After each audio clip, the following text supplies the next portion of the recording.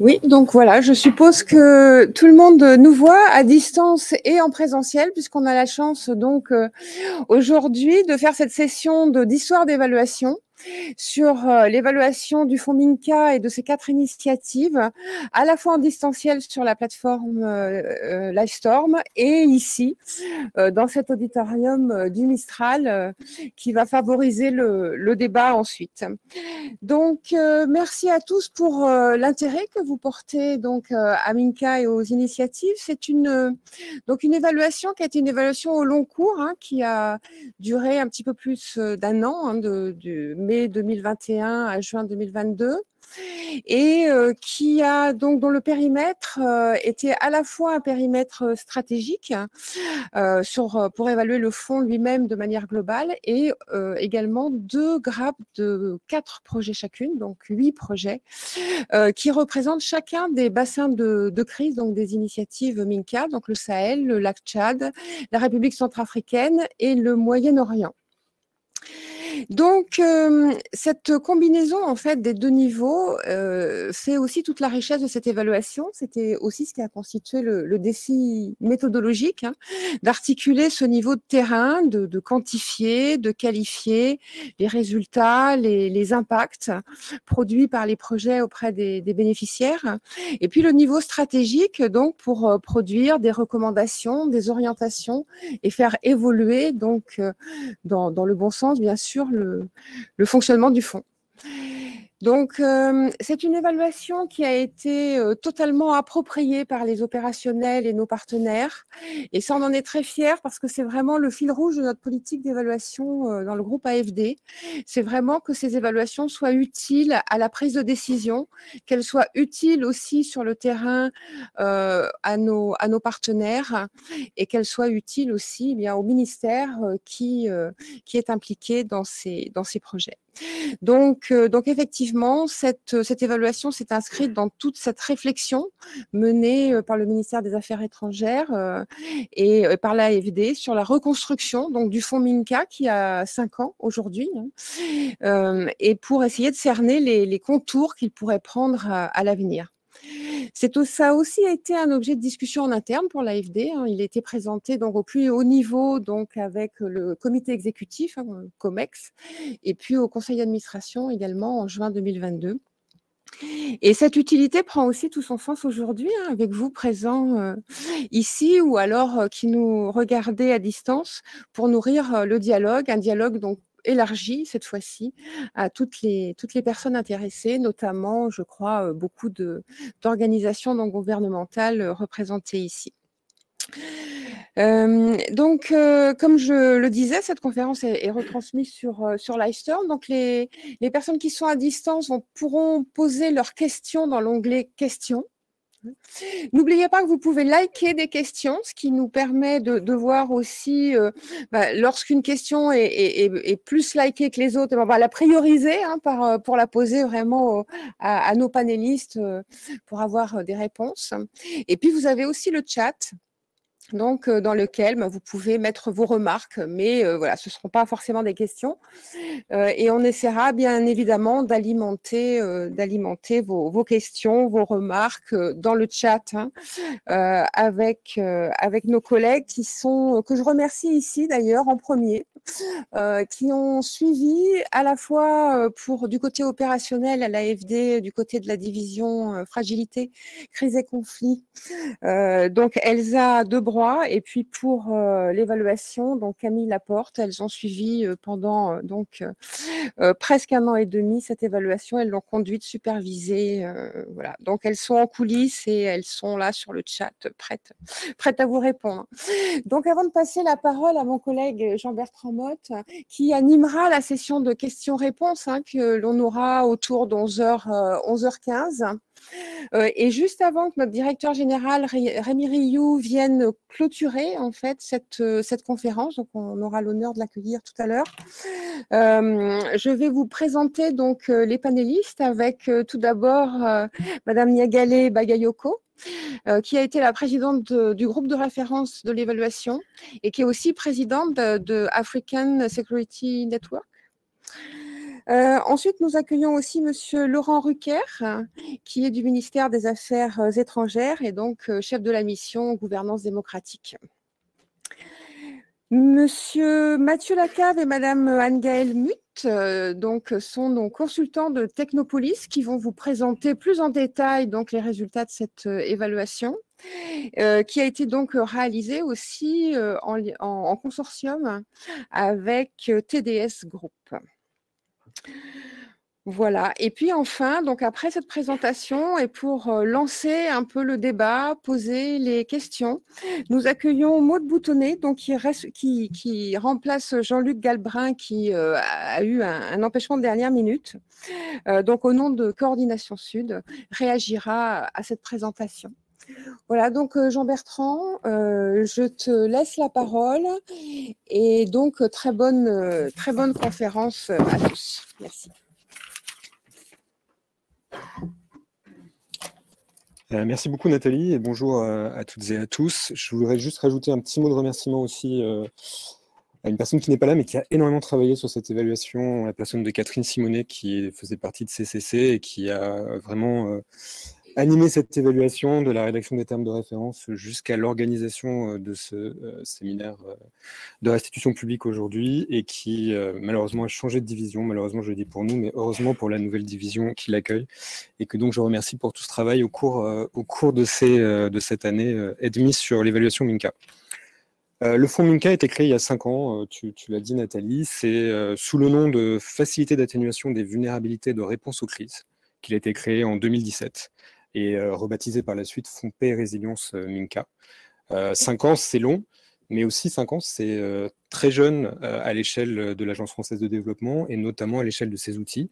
Et donc, il nous est apparu vraiment fondamental à la fois de porter un regard critique et constructif sur ces 5 années passées sur le fonds MINCA, et puis évidemment dans l'optique à la fois de rendre compte de l'utilisation des fonds, le ministère de l'Europe et des Affaires étrangères est ici présent, mais également évidemment d'améliorer nos mécanismes d'intervention en zone de crise et de pouvoir être toujours plus agile et toujours plus performant sur ces zones qui sont très compliquées en matière d'intervention. Cette approche qu'on a développée depuis 5 ans, c'est vraiment une approche fondée sur 3 principes très forts. Le premier, c'est celui d'un mandat sur la consolidation de la paix. Et encore une fois, pour une maison comme l'Agence française de développement, c'est quelque chose de nouveau.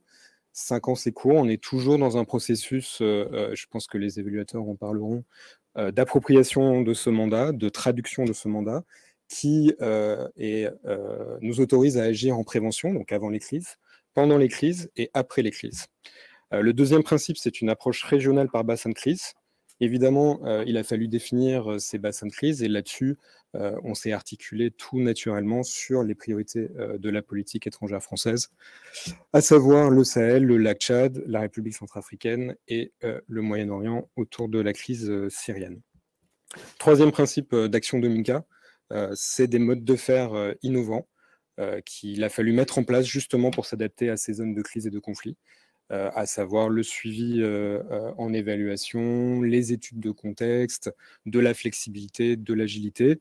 Et sur ces aspects-là, évidemment, l'évaluation nous est très précieuse pour pouvoir toujours améliorer ces processus et faire preuve de davantage d'innovation. Depuis 5 ans, mine de rien, on a réussi à mettre en place 863 millions d'euros de projets dans ces 4 bassins de crise, soit plus d'une centaine de projets, avec une grosse majorité sur le Sahel, tout naturellement par rapport au poids de cette région dans la politique étrangère française et dans le portefeuille de l'Agence française de développement, un tiers au Moyen-Orient et le reste partagé entre le bassin de crise du lac Tchad et la République centrafricaine. Les actions financées par MINCA sur le plan thématique sont variées, tout simplement parce que le principe d'action qui nous paraît le plus pertinent sur ces zones de crise et de conflit, c'est la multisectorialité. Donc on varie le plus possible nos thématiques d'action, mais toujours avec une exigence de réponse rapide et flexible, avec le plus d'impact pour les populations locales et une grande connaissance du contexte. L'année dernière, par exemple, ce sont 5 millions de personnes qui ont été touchées par les projets MINCA, et parmi lesquels 90% portaient sur un objectif d'égalité homme-femme. Je pense que vous avez le bilan Minka de l'année dernière qui se situe sur les tables à l'entrée de cet amphithéâtre. Je l'ai mentionné, on avait besoin d'un regard critique et constructif sur Minka, tout simplement parce qu'en 5 ans, le monde a changé. Les crises sur lesquelles on s'était focalisé ont évolué. Pour n'en prendre que 2, vous avez la crise sahélienne qui s'est aggravée, étendue dans ses géographies, complexifiée. Et donc, il nous faut revoir aussi notre stratégie d'intervention. Et puis la crise, par exemple, au Moyen-Orient, si on prend un pays comme le Liban, la nature de la crise elle-même a complètement changé. Et donc, il faut, face à ces contraintes géopolitiques, être capable de voir comment renouveler nos modes d'intervention. À ce titre, on a déjà commencé, évidemment, vous vous en doutez, à travailler sur ces modalités d'intervention avec le Quai d'Orsay, avec d'autres partenaires. Ce qui va être très important pour nous dans la discussion d'aujourd'hui, c'est de vous entendre. Donc, j'aurai le plaisir d'animer la partie échange, questions-réponses avec la salle. Donc, n'hésitez vraiment pas à prendre la parole. Nous, on a besoin de cet échange pour construire la suite de Minka, avoir votre regard, encore une fois, critique et constructif sur ce fonds. Et tous ces échanges seront prolongés mi-octobre par l'organisation de groupes thématiques. On vous fera passer l'invitation sur cette même mailing list qui vous a invité, mais n'hésitez pas à vous signaler si vous êtes intéressé. Voilà, je passe la parole à Niagale Bakayoko de suite, qui nous a fait l'honneur et le plaisir de nous rejoindre en tant que présidente du groupe de l'évaluation, et que je remercie encore, bien sûr, pour son engagement au cours de cette année écoulée. Merci beaucoup. Ah.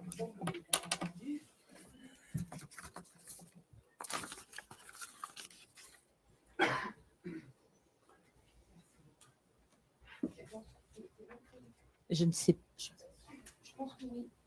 Si, c'est bon? Bon, parfait. Bon, merci beaucoup. Bonjour à tous. Je remercie vivement l'AFD qui m'a fait l'honneur de me confier la responsabilité de présider ce groupe qui a évalué cet instrument nouveau qu'est Minka. Je pense qu'il est très important de saluer la démarche d'ouverture et de capacité d'autocritique qui a été retenu, enfin qui a gouverné la démarche, qui n'est pas toujours facile de remettre en cause ces modes d'action, particulièrement lorsque l'on commence à investir un champ nouveau d'intervention, à savoir celui de la prévention des crises et de la consolidation de la paix. On me connaît, je pense que c'est pour ça aussi que l'on m'a contacté. J'avoue que je suis quand même un petit peu déçue quand je vois la version finale du rapport et notamment des recommandations, parce que j'ai quand même essayé d'insister pendant toute la période, pendant tout le processus, sur la nécessité d'avoir pour boussole principale le contexte et les réalités locales. Et il me semblait absolument nécessaire, indispensable. Je l'ai encore dit lors de la dernière réunion, il me semblait qu'on en avait discuté, de se rendre compte qu'une approche, quelle que soit l'excellence de la méthodologie définie, mise en œuvre en amont, ne sera jamais pertinente si les spécificités, les exigences du contexte local ne sont pas placées au cœur de la démarche. Et j'espère que dans les années à venir, cette question sera davantage prise en considération. Bien sûr, les instruments sont essentiels, les processus de monitoring et d'évaluation sont nécessaire parce que pendant trop longtemps, bien sûr, l'aide n'a pas été suffisamment suivie et évaluée. Mais attention à ne pas être prisonnier de ces instruments parce que ce que l'on constate très sincèrement sur le terrain, vous avez cité le cas de l'aggravation de la crise au Sahel. Je ne m'exprimerai pas sur le Moyen-Orient, que je connais moins, mais je connais aussi le cas du lac Tchad, je connais très bien le cas de la crise centrafricaine. Peut-on considérer que les interventions que l'on a menées ont véritablement un impact suffisant pour apporter une contribution significative à la consolidation de la paix? C'est vraiment ça la question. Encore une fois, les méthodologies sont essentielles. Mais il me semble que remettre au cœur de l'approche, et je ne cesserai de le redire, de le répéter, je l'ai dit dès le premier jour, je l'ai dit au cours de l'évaluation, je le dis aujourd'hui à la fin de l'évaluation, remettre la spécificité de chacun des contextes et recourir aussi à l'expertise locale avant tout, me paraît absolument essentiel. Donc, je remercie les évaluateurs pour leur travail et félicite aussi l'AFD pour le courage de sa démarche. Merci beaucoup. Merci Madame Bagayoko. On a bien entendu votre souci. C'est vrai qu'il est bien sûr dans le rapport de 150 pages de l'évaluation. Il est très, mais c'est vrai que les rapports de, les rapports de synthèse. Les rapports de synthèse sont toujours un petit peu frustrants. C'est pas évident de retraduire toute la subtilité ou alors au contraire toute la force des messages dans des synthèses très courtes. Voilà.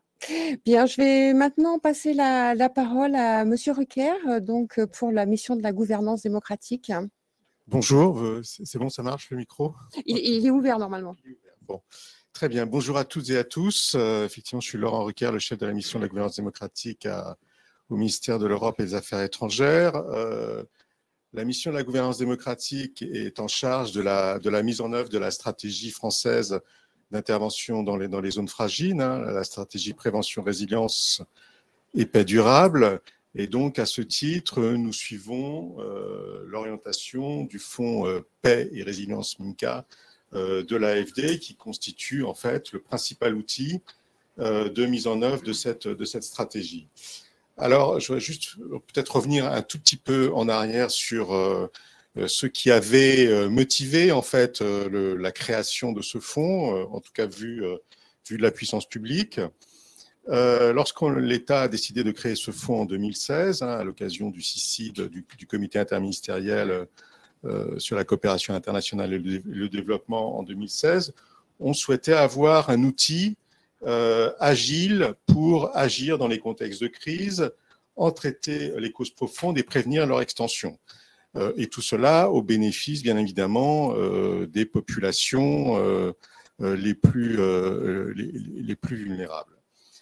Concrètement, le fonds avait vocation à apporter plusieurs éléments. On attendait plusieurs choses. La première, c'était des ressources en dons additionnels par rapport aux instruments financiers habituels de l'AFD. Le deuxième élément, c'était des engagements pluriannuels qui permettaient non pas de raisonner sur une base annuelle, mais de se mettre dans une perspective de moyen terme, afin de répondre aux causes profondes des crises et des conflits et d'accompagner les sorties de crise. Une approche par bassin de crise, donc une approche régionale, comme l'a souligné Jean-Bertrand. Une démarche partenariale qui s'inscrivait dans une action collective de l'équipe France. Alors, dans l'équipe France, on englobe à la fois, évidemment, l'État, l'ensemble des ministères, mais également nos opérateurs, en particulier l'Agence française de développement et Expertise France. Une démarche partenariale également avec nos partenaires européens et internationaux, et bien évidemment avec les acteurs locaux. Des méthodologies analytiques et opérationnelles adaptées. Et là, on revient à la remarque que faisait Nyagali Bakayoko en introduction. et un renforcement des capacités nationales.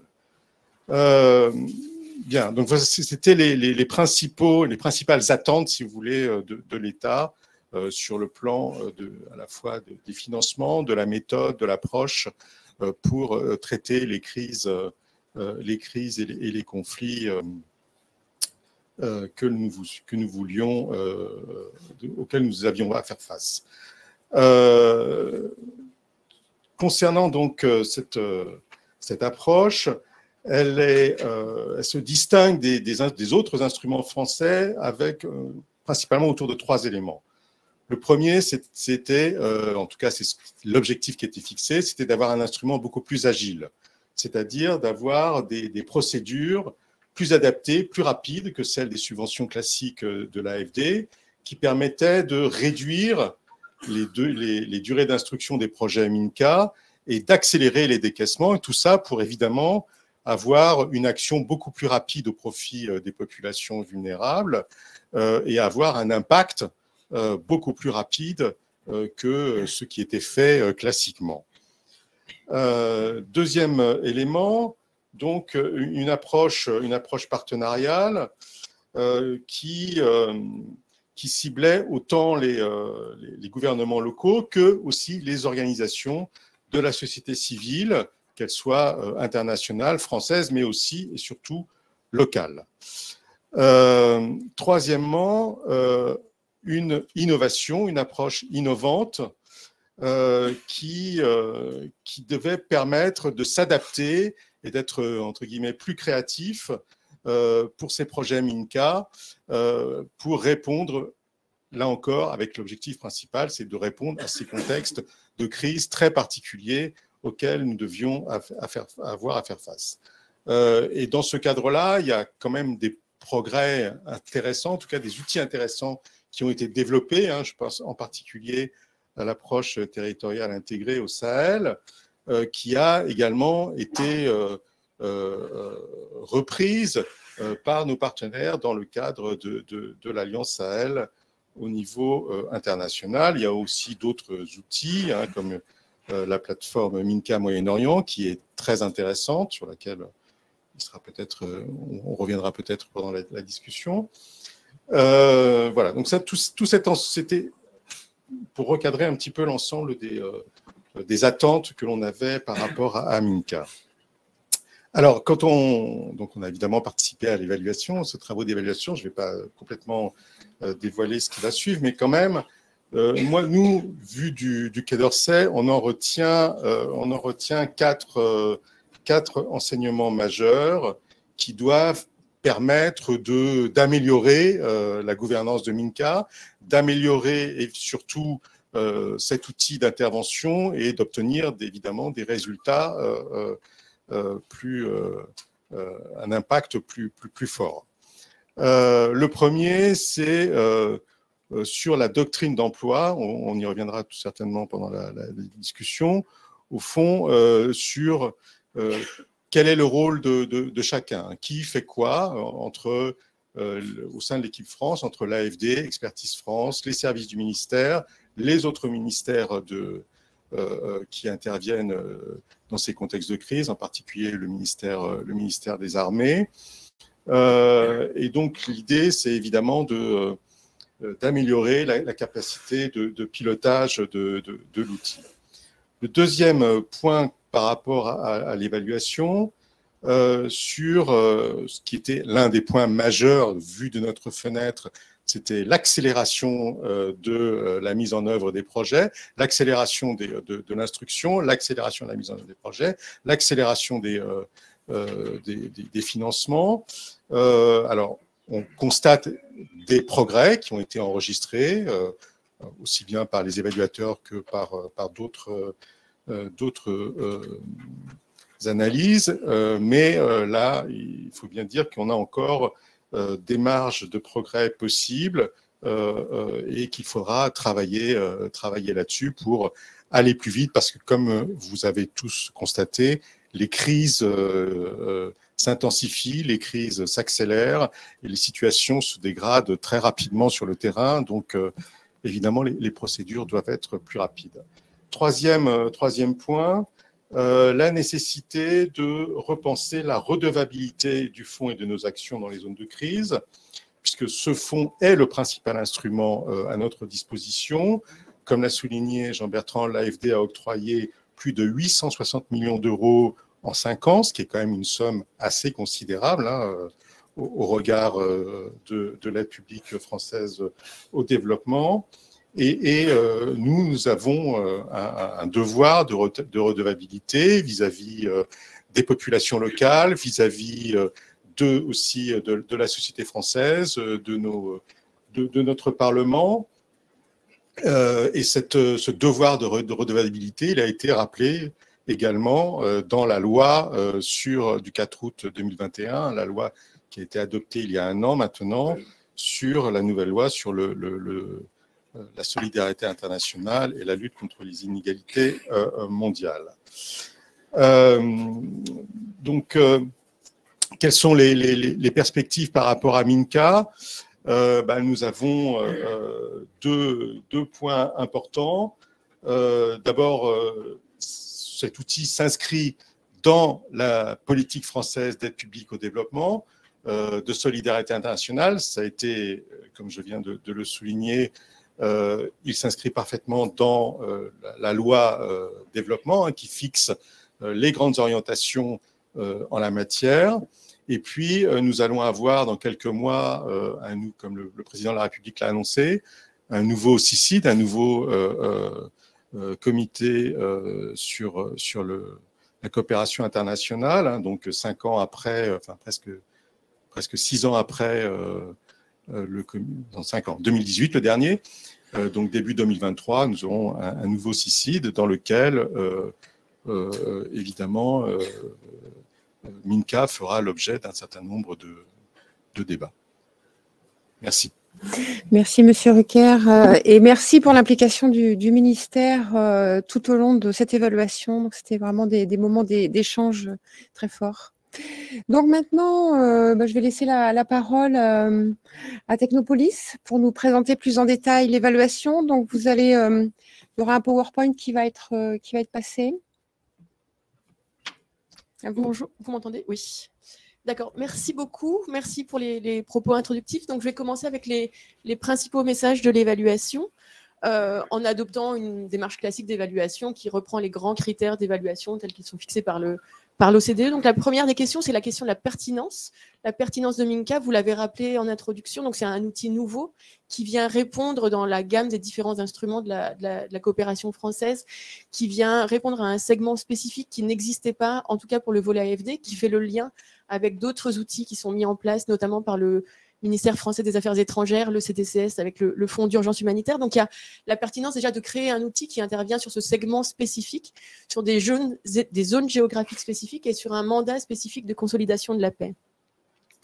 Ce qu'on voit en plus, c'est que Minca a adopté une stratégie d'intervention par bassin de crise sur 4 bassins de crise très spécifiques, ce qui permet d'avoir une approche régionale pour des crises qui sont régionales et d'avoir sur ces approches régionales une approche interdisciplinaire. On voit aussi que cette approche géographique a quelques limites, évidemment. Les zones définies sont statiques alors que les crises ont évolué. Elles ont évolué très fortement depuis que Minca a été mise en place. Et sur certaines zones définies, on peut s'interroger, par exemple, sur l'initiative en RCA. Bangui n'est normalement pas éligible au projet Minca et on peut s'interroger sur la pertinence de ne pas retenir Bangui dans cette initiative RCA. La pertinence, c'est aussi la pertinence du mandat et de cette question de la consolidation de la paix. Donc, vous l'avez rappelé, Jean-Bertrand, tout à l'heure, c'est un mandat qui est nouveau pour l'AFD, qui est difficile à appréhender, qui est difficile à traduire en projet et donc qui pose encore pas mal de questions sur l'intervention de l'AFD et la possibilité de l'AFD à intervenir efficacement sur ce segment. Ce qu'on peut voir, c'est qu'il y a des stratégies qui sont pertinentes, qui ont été définies à l'échelle de chacun des bassins de crise, parce que notamment, il y a eu des analyses de contexte qui ont été faites pour, initiative par initiative, définir une stratégie d'intervention qui puisse répondre aux besoins des acteurs locaux et des populations locales. Ce qu'on a vu également, c'est que ces stratégies sont globalement très souples, qu'elles ont finalement évolué dans le temps et qu'on a pu faire entrer des projets qui étaient en marge de cette doctrine, ce qui peut prêter le flanc à une critique du Minka washing en disant qu'on intègre dans Minka des projets qui n'étaient pas Minka au départ, mais qui, l'avantage de cette distorsion de la doctrine, c'est qu'on a pu faire financer des projets qui n'étaient pas éligibles au départ. C'est le cas notamment des projets à Beyrouth, où Minka a pu financer des projets suite à l'explosion du port de Beyrouth qui n'étaient pas initialement prévus dans la doctrine d'intervention. Ce qu'on voit également, c'est que les projets Minka ont une pertinence propre. Minka, c'est la pertinence de l'outil en tant que tel, et aussi des projets qui sont soutenus. Globalement, et pour faire vite, on peut dire que les projets Minka sont des projets qui sont différents des projets AFD classiques. Ils se reposent sur une analyse approfondie des contextes qui est faite par les acteurs, par les opérateurs des projets. Une grande partie de ces projets sont mis en place par des ONG internationales, des ONG françaises et dans une moindre mesure des ONG locales. Et donc, il y a une analyse approfondie des contextes qui est faite au moment de la définition des stratégies d'intervention. On est sur des projets qui ont un ciblage spécifique, on est sur des géographies différentes. Par exemple, Minka intervient au Nord Mali, ce que faisait pas ou peu l'AFD jusqu'à présent, sur des bénéficiaires qui sont un peu différents de ce que fait l'AFD traditionnellement, avec des opérateurs qui sont différents de ce que fait l'AFD traditionnellement. Et donc, on est sur un changement des projets qui porte en soi une certaine pertinence par rapport aux objectifs globaux de Minka. Une des forces aussi de Minka, c'est que les projets ont pu s'adapter au fur et à mesure des activités. Quand on a pu discuter avec les maîtrises d'ouvrage des projets ou avec les responsables projets AFD, ce qu'on voit, c'est que les projets ont évolué, les contextes ont évolué, les situations sécuritaires ont évolué, et les projets ont assez pu facilement évoluer dans le temps par rapport à ce qui était prévu au départ. Une des forces également des projets Minka, c'est l'intégration d'un corpus Minka, avec des choses qui peuvent paraître un peu jargonnantes, comme elles sont présentées là sur le slide. Il y a l'idée d'avoir des projets à double détente, donc des premières interventions rapides à 6 mois pour qu'ils puissent avoir des actions concrètes, des actions qui soient visibles, mais en même temps, un chantier de plus long terme qui est déroulé sur 1 an, sur 2 ans. Il y a la question du ne pas nuire également, qui est intégrée dans les projets Minka, plus globalement, plus générique, plus systématiquement que dans les autres projets AFD. Il y a une logique aussi de dispositif de suivi et d'évaluation approfondie qui, pareil, est davantage intégrée dans ces projets Minka que dans les autres projets AFD. Et dernier point essentiel, c'est l'approche genre, qui est évidemment un sujet important pour tous les acteurs, pour tous les bailleurs aujourd'hui, mais qui, dans les projets Minka, est intégré peut-être de façon plus forte que dans d'autres projets AFD.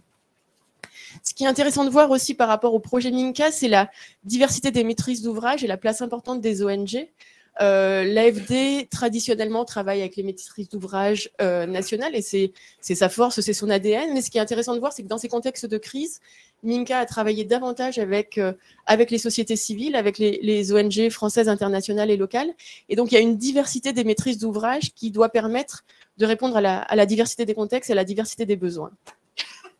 Ce qu'on voit également, ce qu'on a vu dans l'évaluation, c'est que c'est une approche nouvelle pour l'AFD, que évidemment, ça fait 5 ans, donc il y a un changement qui est enclenché, mais tout n'est pas encore là et par certains aspects, il y a la dimension qui est intégrée dans les projets, mais qui n'est pas encore pleinement intégrée. On n'est pas vraiment dans une logique de transformation de l'approche, même si la question a été prise en compte. Par exemple, sur la question du genre, les éléments sont pris en compte, mais tous les projets ne sont pas complètement revus profondément, de fond en comble, à la lueur de ces engagements sur le genre, de ces ambitions sur le genre.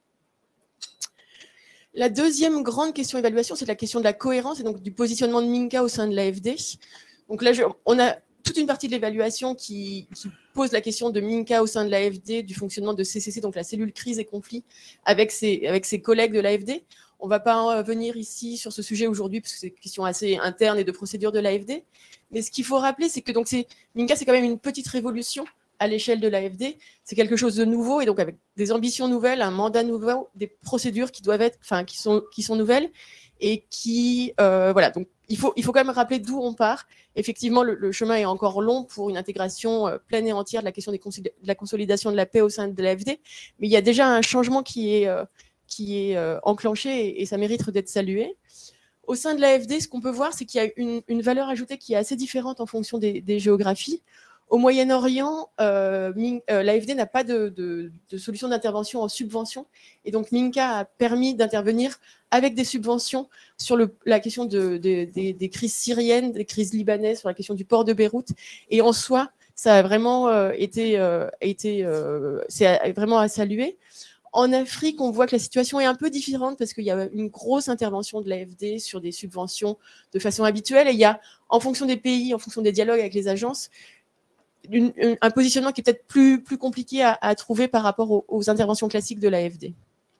Ce qu'on voit également, c'est qu'au sein de l'AFD, donc il y a un autre bureau qui est en charge de la coordination avec les OSC. Et malgré le lien évident qu'il peut avoir entre CCC et DPA-OSC, donc qui est ce bureau qui gère la coordination avec les OSC, il y a une coordination ponctuelle qui a été enclenchée, n'était pas finalement assez poussée, alors qu'il y a des enjeux très forts de coordination pour voir comment l'AFD parle d'une seule voix avec ces OSC. L'autre question, c'est la question de Minca par rapport à l'équipe France. Vous en avez parlé tout à l'heure. Donc, Minca vient renforcer la capacité de la France, de l'équipe France, à se positionner sur des enjeux de fragilité dans des géographies qui sont prioritaires pour l'intervention française. Et au sein de ces géographies prioritaires, il y a des zones spécifiques qui peuvent être abordées avec Minca, qui n'étaient pas forcément de la même façon avant Minca. C'est un outil qui permet de se positionner donc, sur le nexus sécurité, humanitaire, développement, en faisant le lien avec les interventions sur certaines géographies du MINARM et des projets de développement plus classiques de l'AFD. Et il y a un lien évidemment à faire avec le Fonds d'urgence humanitaire du Centre de crise et de soutien, donc qui est l'outil du MEAE pour l'humanitaire et pour la stabilisation. Ce qu'on peut voir, c'est que sur cette question de l'articulation entre deux outils essentiels de la coopération française, il y a un lien qui se fait, il se fait aujourd'hui beaucoup plus fortement, beaucoup plus efficacement qu'il y a quelques années, mais il y a vraiment encore un chantier à mener pour que ces deux outils se parlent mieux, se coordonnent mieux, et que le passage d'un outil à un autre puisse être plus efficace et plus fluide, notamment pour les maîtrises d'ouvrage. On a regardé également la question de la mise en œuvre. Encore une fois, voilà, toutes les questions relatives, internes, relatives à l'AFD, on va les passer aujourd'hui. Il y a une première question sur la gouvernance. Ce qu'on a vu, c'est que Minca avait prévu une gouvernance assez riche, assez complexe en fonction des publics, en fonction des géographies. Et finalement, toute la gouvernance qui avait été prévue n'a pas été mise en place, en tout cas pas complètement, pas dans les temps, et que c'est un manque important peut-être pour nourrir les initiatives Minca et leur stratégie d'intervention. Dans cette gouvernance, il était prévu des interactions régulières avec les OSC. Il était prévu la mobilisation d'experts extérieurs, de chercheurs notamment. Et toutes ces interactions n'ont pas forcément eu lieu, ce qui peut peut-être nuire dans une certaine façon à l'enrichissement de la stratégie d'intervention de Minca. Une question importante, vous l'avez rappelé, Monsieur Rucker, tout à l'heure, c'est la question des procédures spécifiques. Minca a adopté, l'AFD a adopté en 2019 pour Minca tout un corpus spécifique avec des procédures spécifiques pour que Minca puisse intervenir plus rapidement avec des dérogations autorisées, autorisées aux règles de marché public et des choses un peu spécifiques comme ça. Ce qu'on voit, c'est que les projets Minca sont plus rapides, mais ils sont un peu plus rapides finalement. C'est peut-être pas à la hauteur des ambitions, à la fois des tutelles et des besoins du terrain, et que ce besoin de souplesse mérite d'être encore accentué pour répondre davantage aux besoins des partenaires. Ce qu'il faut voir après, c'est que Minca est un outil de l'AFD. Donc voilà, l'AFD a ses procédures, elle a ses contraintes, et faire bouger l'AFD sur des règles de procédure, c'est pas forcément les choses les plus évidentes. Ce qu'il faut voir enfin, c'est qu'il y a une question qui a bloqué un nombre de projets importants, c'est la question du filtrage ou du criblage des bénéficiaires. Aujourd'hui, je pense que le chiffre est toujours d'actualité, il y a 150 millions d'euros de projets qui sont en instance, qui sont bloqués. C'est environ une année d'octroi de projet Minca qui est bloqué à cause de cette question du filtrage des bénéficiaires. Je reviens maintenant à la question de l'efficacité. Vous avez parlé de la redevabilité tout à l'heure. Ce qu'on a pu voir sur les projets qu'on a évalués, on a travaillé sur 2 grappes de projets et sur les documents qui étaient consolidés à l'échelle de l'ensemble des projets de Minca, c'est qu'on a des niveaux de réalisation qui sont plutôt satisfaisants, notamment pour les projets à impact rapide, même si les contextes sont complexes, même si les contextes sont extrêmement volatiles et qu'il y a eu plusieurs retards significatifs au démarrage des projets. Il faut rappeler qu'il y a eu le contexte du Covid également qui n'a pas facilité la mise en œuvre des projets.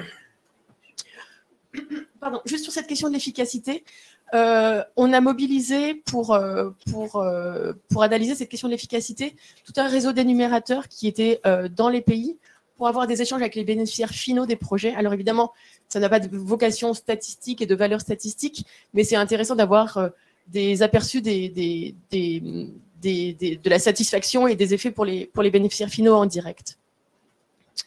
Ce qu'on peut voir, donc, c'est que les projets Minca ont des contributions potentielles à la sortie de crise ou à la réduction des fragilités grâce aux bénéfices économiques qui ont été tirés ou aux bénéfices psychosociaux recensés. Néanmoins, il faut rappeler, c'est trop tôt pour vraiment avoir des effets, des résultats précis des effets des projets. Les initiatives sont encore jeunes, il y a encore beaucoup de projets qui sont en cours et il y a encore un besoin important de redevabilité des projets Minca sur les réalisations, sur les résultats. Il y a encore beaucoup de projets qui ne sont pas évalués et des résultats qui ne sont pas forcément consolidés à l'échelle des initiatives pour avoir vraiment une vision globale des résultats et des réalisations des projets. Autre point sur l'efficacité, ce qu'on peut voir, c'est donc on a essayé de mettre en évidence les facteurs qui permettent de créer les conditions propices à l'atteinte des résultats. Ce qu'on a vu souvent, c'est qu'on a des processus de conception des projets qui sont de grande qualité, avec des dialogues partenariaux entre les acteurs, donc les maîtrises d'ouvrage publics, les OSC internationales, françaises ou locales. On a souvent des MOA qui ont une expérience avérée des contextes, des terrains d'intervention, avec des grandes expériences, avec de grandes compétences sur ces contextes. On a un fort ancrage des projets dans les réseaux locaux. Et toute cette question du corpus spécifique Minca, avec l'analyse des conflits, l'intervention du ne pas nuire ou du DSE, par exemple, est progressivement mise en œuvre, même si effectivement il y a encore un chantier important à mener pour que ces questions soient vraiment plus embarquées dans les projets. On a présenté sur le côté du slide quelques éléments pour illustrer les réalisations des projets. Donc sur Mediasahel, on a eu des retours très positifs. Donc pardon, c'est un projet de formation des journalistes au Sahel sur les zones spécifiques des conflits. On a eu des retours très positifs des journalistes et des équipes formées. Sur le projet Résilac, on a eu des retours très positifs sur l'amélioration de la productivité des parcelles agricoles, notamment sur l'amélioration des conditions de vie des bénéficiaires. Sur le projet Nengo, qui était un projet d'accompagnement juridique et psychosocial des femmes en RCA.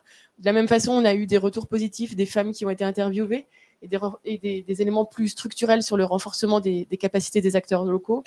Et dernier point sur le projet 3F, donc 3 frontières, c'est pareil, on nous a reporté des effets importants sur la sensibilisation, sur le vivre ensemble et sur la cohésion sociale. Bon, évidemment, on est sur des résultats de projets par quelques bénéficiaires et c'est difficile d'aller plus loin et d'agréger ces éléments à l'échelle plus globale de Minca et de l'intervention de Minca. Dernier point sur les constats de l'évaluation, c'est la question de la durabilité des résultats. Donc, ce qu'on peut dire aujourd'hui, c'est un constat assez modéré et assez timide, c'est que les bénéfices des projets Minca devraient perdureront probablement après l'arrêt des financements, même si ces résultats sont extrêmement fragiles et dépendent notamment des contextes. Ce qu'on a pu voir, c'est que les stratégies de sortie n'étaient pas forcément systématiquement formulées dans les projets. Il y a évidemment des projets qui le pensent et qui le formulent, mais souvent, c'est un élément qui est peut-être manquant encore dans certains projets. Et enfin, dernier point, c'est les facteurs de durabilité. Ce qu'on a pu voir, c'est donc, encore une fois, la participation des acteurs locaux est globalement bien faite. Les acteurs locaux sont associés au projet et donc c'est un facteur important de durabilité. Dernier point, encore une fois, c'est la question du renforcement des capacités qui est vraiment embarqué dans les projets Minca, dans les activités, dans les objectifs des projets Minca et qui doit permettre de penser la durabilité des résultats. Voilà. Merci Anne-Gaëlle, tu as été extrêmement complète. Juste pour finir sur les conclusions et recommandations, il me reste à peu près 5 minutes, c'est ça, Nathalie?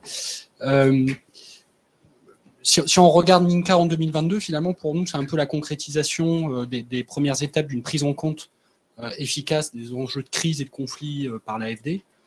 Mais il y a encore beaucoup de travail à faire, de notre point de vue. Néanmoins, c'est pas, je pense que la conclusion de l'évaluation, c'est pas d'appeler à une refonte de l'instrument. C'est vraiment plutôt de consolider les acquis et le travail qui a été réalisé. Et dans plusieurs directions. C'est à la fois sur la stratégie, sa lisibilité, je vais y venir dans un instant, sur les spécificités d'intervention de l'instrument Minca, vous en avez parlé, sur les procédures, etc. Sur les conditions de son efficacité, les questions de redevabilité, évidemment. Et pour nous, ce chantier de consolidation, il doit également se traduire par un renforcement des coordinations en interne à l'AFD, mais aussi au sein de l'équipe France, et on y reviendra dans les recommandations. Et finalement, pour nous, il s'agit plus de mettre l'instrument à la hauteur des ambitions qui étaient attendues au départ, et donc c'est plus du réglage de boulons, du réglage de vis, plutôt qu'une refonte complète. Donc c'est vraiment plutôt poursuivre la logique finalement qui a été initiée il y a 5 ans. Du coup, les recommandations qu'on vous propose, elles vont dans ce sens-là. Elles portent d'abord sur la stratégie d'intervention de MINCA, sur ses géographies, sur son mandat. D'un point de vue opérationnel, elles portent sur le positionnement de MINCA dans la programmation, sur la spécificité des projets MINCA, sur les enseignements de MINCA et comment on valorise les enseignements pour renseigner le pilotage de l'instrument.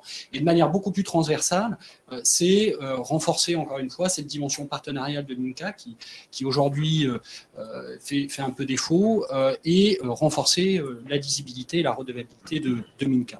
Donc c'est vraiment les 6 recommandations et je dirais 6 chantiers qui nous paraissent importants pour penser le futur de MINCA.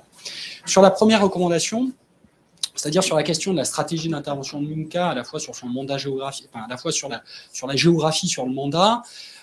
Pour nous, il nous paraît assez intéressant quand même de conforter le positionnement de MINCA sur la consolidation de la paix dans des bassins de crise identifiés. Cette logique de bassin, elle nous semble intéressante à creuser.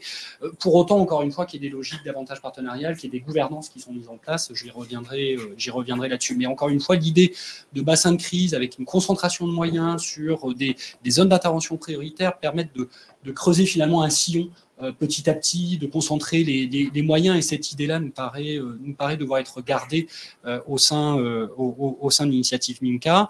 Évidemment, il convient d'actualiser la stratégie de chacune des initiatives par bassin. Les crises sont des dynamiques, elles ne sont pas statiques, et par rapport à il y a 5 ans, il y a évidemment des enjeux qui ne figurent pas aujourd'hui dans chacune des théories d'intervention des initiatives. Et ce qui appelle, selon nous, peut-être à réfléchir à la création de souplesse dans le mécanisme, parce que effectivement, c'est bien d'avoir des logiques de bassin, mais c'est aussi bien d'avoir des poches qui permettent de traiter des éléments qu'il est difficile d'anticiper. Donc, dans le rapport, on parle par exemple de budget de contingence, par exemple, lorsque apparaît des crises soudaines, etc., qui permettraient d'avoir un peu plus de flexibilité dans l'allocation des fonds. On parle également, pourquoi pas, sur chacun des bassins, donner la possibilité d'intervenir sur des pays frontaliers, non MINCA, mais frontaliers d'une initiative, de manière donc, encore une fois, à donner encore davantage de souplesse, évidemment, au mécanisme.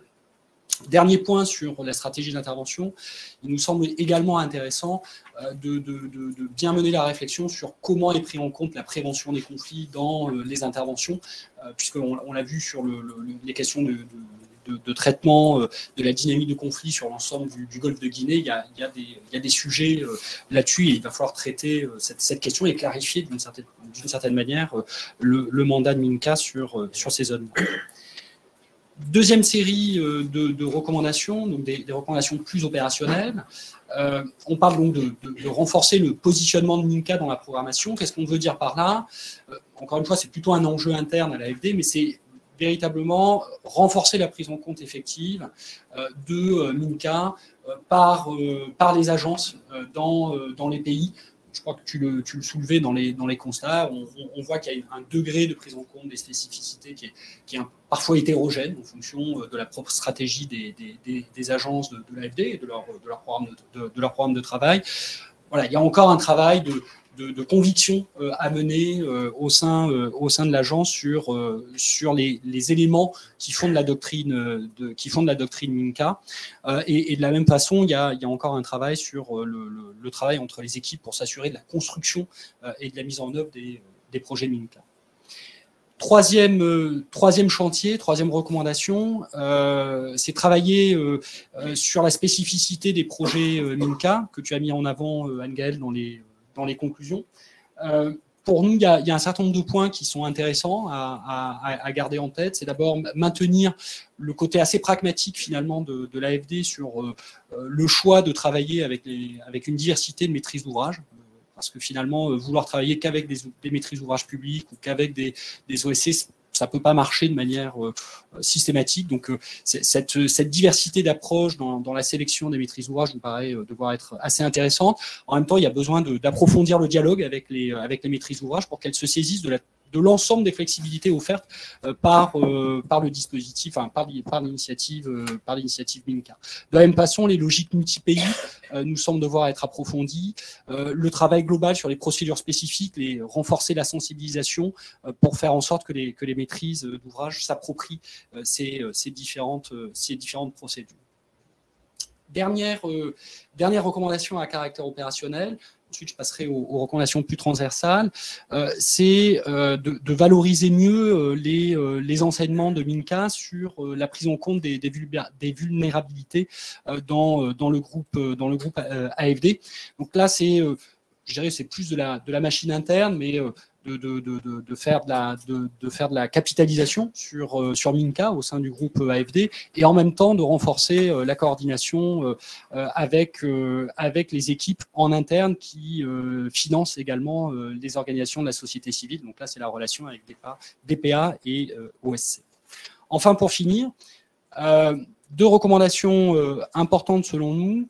La première, c'est, et je centrerai là-dessus, sur le renforcement de la coordination au sein de l'équipe France, pour partager des analyses de contexte, nourrir mieux le cadre stratégique de l'intervention par bassin, à la fois au global MINCA, mais aussi par zone de bassin, entre les différents acteurs, construire des réponses coordonnées et créer des effets de levier entre les outils de financement. On constate encore trop peu d'effets de levier entre les différents instruments de l'intervention française, et puis évidemment capitaliser sur les meilleures pratiques. Puis, je pense qu'on en parlera aujourd'hui, c'est aussi renforcer évidemment la coordination avec les OSC sur les enjeux stratégiques, pas uniquement sur l'opérationnel. Nous semble-t-il, ça peut être intéressant. Et enfin, dernière recommandation, sur la question de lisibilité, de redevabilité. Je ne reviendrai pas sur le point que vous avez soulevé, Monsieur Recker, mais effectivement, c'est un des points qui nous paraît important à creuser pour la suite, de mieux renforcer le dispositif de redevabilité de MINCA à l'échelle du projet, mais aussi à l'échelle par bassin et du fonds dans son ensemble. Merci.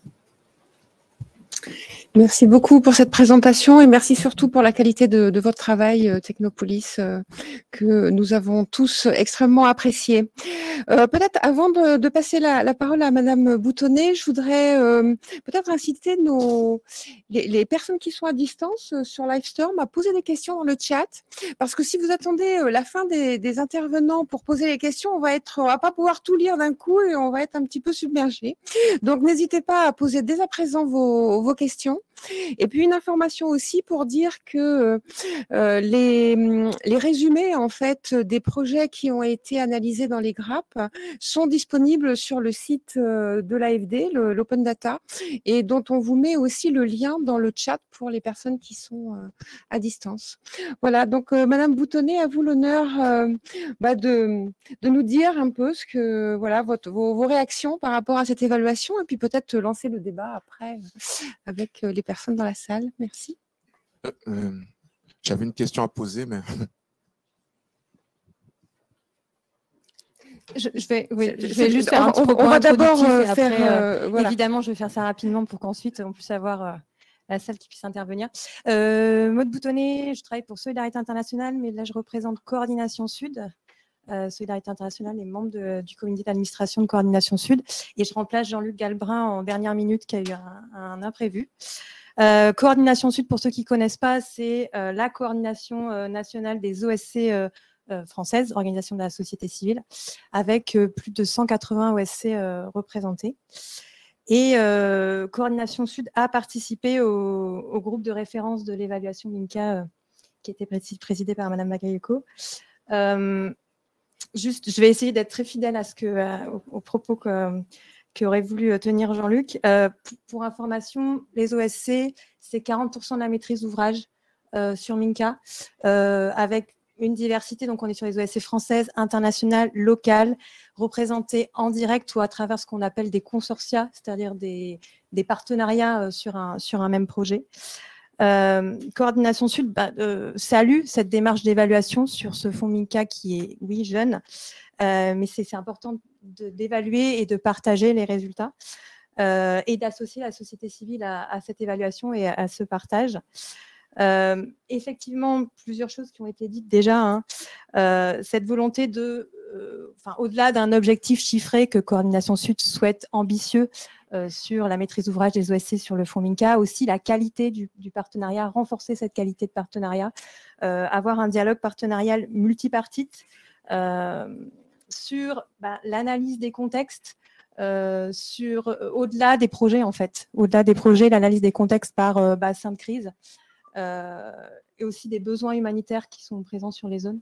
Et ça permettrait effectivement d'enrichir la pertinence de l'instrument par rapport au contexte et aussi, c'est-à-dire à toutes les étapes, c'est-à-dire en amont, sur la définition de la stratégie globale sur un bassin et son évolution, parce qu'on est sur des crises qui évoluent très très rapidement, ça a été dit. Aussi ensuite sur les modalités d'intervention.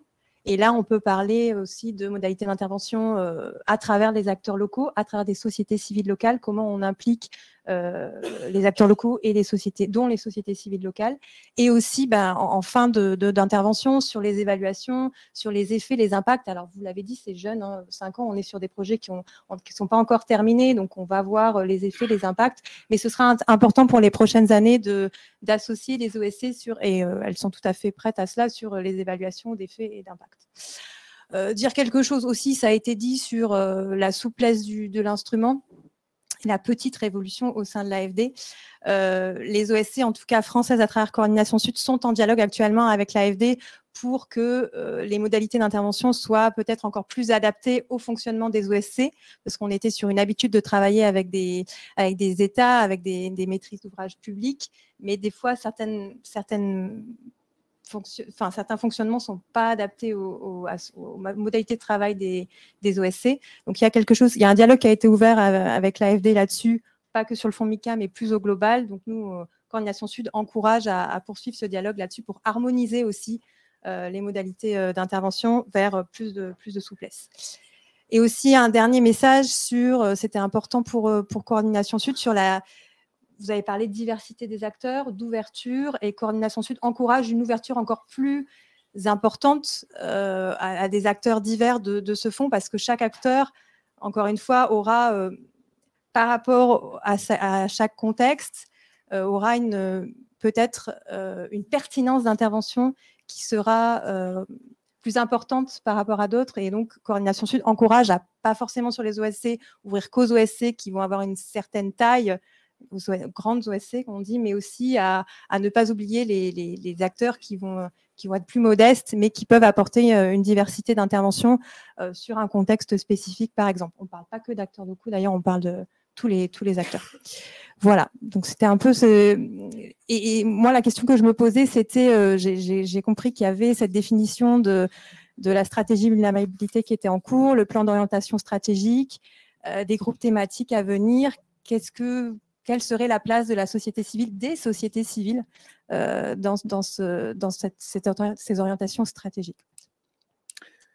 Merci beaucoup, Maude. Je vais commencer par répondre très rapidement à cette question. Elle sera très importante. C'est pour ça qu'on va vraiment faire l'effort d'organiser ces groupes qu'on avait prévu dans un premier temps d'organiser dans la foulée de ces échanges. Et pour des raisons logistiques, ça n'a pas été possible, donc on va le faire mi-octobre. Une fois qu'on aura fait ces groupes, effectivement, il y a toute la réflexion sur la stratégie vulnérabilité à renouveler, mais cette réflexion va aussi s'inscrire dans le renouvellement de la stratégie dite PRPD du Quai d'Orsay. Je me tourne vers Laurent qui est en charge de la refonte de cette stratégie. Il va y avoir dans les deux cas, évidemment, une consultation large de la société civile, à la fois ici, et évidemment, c'est très important. C'est un objectif maintenant de la loi, depuis la loi développement, de localisation de l'aide, de se tourner vers les OSC locales. Donc, c'est un travail qu'on va poursuivre avec vous, et je vous remercie pour ces remarques. Et je vous propose qu'on passe aux questions. Il nous reste quand même assez de temps, j'espère, pour faire le tour de vos questions. Il y avait une question au fond de monsieur, donc je vous en prie, vous pouvez commencer. Oui, bonjour. Alors moi, je suis président d'une association qui œuvre en faveur des populations en République centrafricaine. Je suis très attentif à la stratégie qui a été menée en faveur de ce pays. Force est malheureusement de constater que ce pays n'est pas a priori éligible pour ce fonds. Alors, moi, la question est simple. Il va falloir évidemment tirer la meilleure conclusion possible. Qu'est-ce qui n'a pas marché? Parce qu'il faut constater effectivement que c'est un pays qui vit une crise aiguë sous fond de rivalité géopolitique. Et donc, effectivement, il y a cet aspect-là qu'il va falloir tenir en compte dans la spécificité des orientations stratégiques de MINCA. Ça, c'est la première question. Et la deuxième question concernait le filtrage des bénéficiaires. Quels sont les dispositifs qui sont aujourd'hui mis en place pour vraiment identifier de façon très précise les réels bénéficiaires du fonds MINCA? Voilà, merci beaucoup. Merci pour votre double question. Je pense qu'on en prend quelques-unes et après on passe la parole aux panélistes. Oui, Benoît Théry. Je voudrais poser une question sur le critère cohérence, notamment en rapport avec l'ouvrage d'alerte d'Antoine Pérouse de Monclos en janvier 2020, Une guerre perdue, la France au Sahel. Et en gros, qui disait que s'il n'y avait pas de coordination entre Barkhane et les autres opérations de coopération, notamment sur l'amélioration des relations entre éleveurs nomades comme les Peuls et agriculteurs sédentaires comme les Dogons, par des actions de développement qui puissent satisfaire ces deux types de partenaires, la guerre serait effectivement perdue. Et d'une certaine manière, si ce n'est pas un échec militaire, c'est au moins un échec politique et social. Donc, je m'étonne de l'absence de mention de cette coordination sous le critère cohérence. Question au fond là-bas. Bonjour, François Gaulle, chercheur associé à l'IFRI. Dans les documents sur le fonds MINCA, on n'indique pas quel est le sens du mot, de quelle langue vient-il, etc. Je pense que c'est un point plus important qu'on ne croirait à première vue. Et comment est-ce que c'est pris justement dans les différents bassins d'intervention? Quel est le mot qui correspond au bassin, enfin, ce mot correspond-il à un bassin d'origine, lequel parmi les quatre, etc. Et comment est-ce que c'est pris par les populations, par les bénéficiaires directs, ce terme MINCA qui n'est évidemment pas français, alors qu'on ne s'étonne pas qu'on parle de paix et de résilience de la part d'un bailleur de fonds. Merci. Peut-être une dernière. Oui, madame. Oui, bonjour. Je suis consultante santé et climat, formation médecin. Et je travaille avec Anne depuis 10 ans, avec secteur privé, Life Science, avec ONG également, et avec acteurs variés. Et quand j'ai découvert ce projet MINCA, ça m'a attiré l'attention dans le sens de prévention. On parle beaucoup de prévention, mais peut-être il y a quelque chose qui m'a échappé. Ce n'est pas seulement la réponse, et je ne me réfère pas seulement au Covid, la question est beaucoup plus complexe, mais pourquoi on fait juste agir et pas prévenir, comme dans la médecine? Merci beaucoup pour ces questions. Je vous propose qu'on clôture là le premier round de questions pour laisser la parole aux panélistes et peut-être que moi également je prendrai une ou deux réponses puisque ça nous concerne au premier chef. Est-ce qu'on ne commencerait pas par la question sur le critère cohérence et le 3D peut-être pour nos évaluateurs? Je pourrais compléter éventuellement.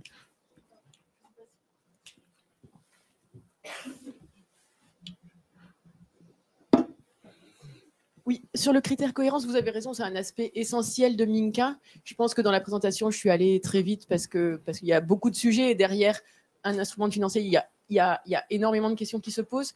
Minka est au cœur du lien entre la question sécurité humanitaire et développement, au cœur de la doctrine des 3D, dont M. Rucker parlera sûrement mieux que moi, qui doit faire ce lien entre l'intervention de Barkhane et les projets de développement sur un temps un peu spécifique de l'intervention Minka, qui est un peu avant celui du développement. Oui, Laurent, si tu souhaites compléter peut-être. Oui, alors je vais faire une remarque d'ordre général avant de répondre à cette question.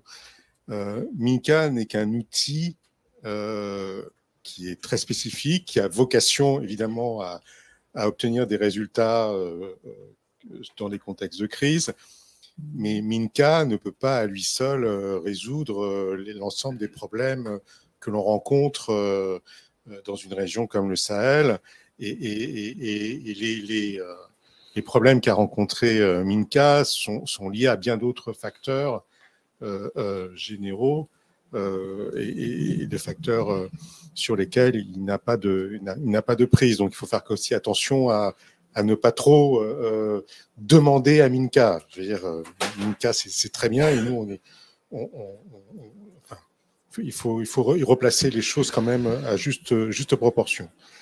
Sur le 3D, donc même si cette expression n'est pas forcément très heureuse, mais pour aller vite, donc diplomatie, développement, défense, il y a eu juste de très grands efforts qui ont été réalisés, qui ont été faits depuis ces 5 dernières années, justement pour essayer,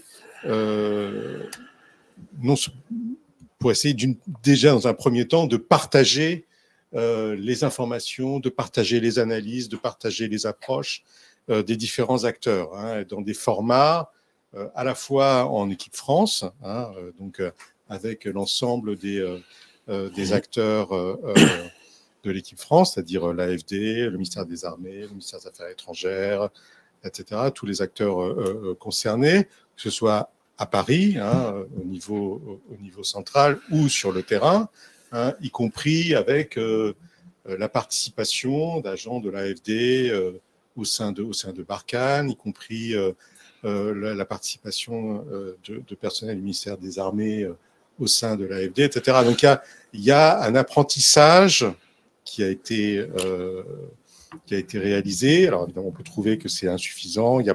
Ça pose plein de problèmes sur la confusion des rôles, sur le rôle de chacun, sur ce qu'on attend de ce type de coordination, etc. Je ne vais pas rentrer dans le détail ici, mais cet effort, il a été réalisé. Alors, là encore, on peut discuter des résultats, mais cet effort, il a été réalisé à la fois au niveau en France, sur le terrain, et aussi avec nos partenaires locaux et européens et internationaux, en particulier dans le cadre de l'Alliance Sahel. Donc voilà. Merci Laurent. Est-ce que je peux réagir? Oui, allez-y. De l'IRAM, nous sommes le chef de file du consortium qui met en œuvre le projet 3 frontières. Et donc, je voulais réagir sur ce qui vient d'être dit, notamment par Madame, sur le lien avec Barkhane. Peut-être le micro pour la salle, parce que sinon, à distance, ils ne vont pas vous entendre.